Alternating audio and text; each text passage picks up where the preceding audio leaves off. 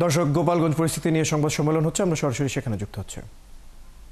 বলে দিই যে আমি এক মিনিট যে একটু কারেকশন আছে, যে আমি বলছিলাম 12টা থেকে 2টা, 11টা থেকে 2টা, 3 ঘন্টার জন্য শিথিল, 2টা। জি প্লিজ। মানে 11টা পর্যন্ত কারফিউ থাকবে, 11টা থেকে 2টা পর্যন্ত শিথিল থাকবে, তারপরে আবার 6টা না, 2টা থেকে পুনরাদেশ না দেওয়া পর্যন্ত।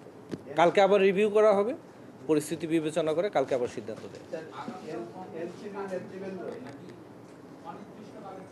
11টা থেকে চলবে, তারপরে রিভিউ করা হবে, রিভিউ করে আবার সিদ্ধান্ত দেওয়া হবে। তারপর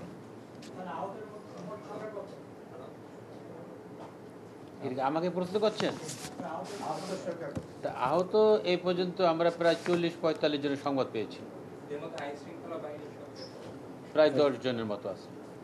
আরেকটা বিষয়, আমরা জানি আপনার পূর্ব প্রস্তুতির জন্য বেশ কিছু ফোর্সও আগে থেকে নিয়ে আসছিলেন, তো আপনারা কি হিসেবে আগে কি পরিমাণ ফোর্স নিয়ে আসছিলেন এবং গোপালগঞ্জে কি পরিমাণ ফোর্স ছিল এবং এখন কি পরিমাণ ফোর্স রিকোয়ার আছে?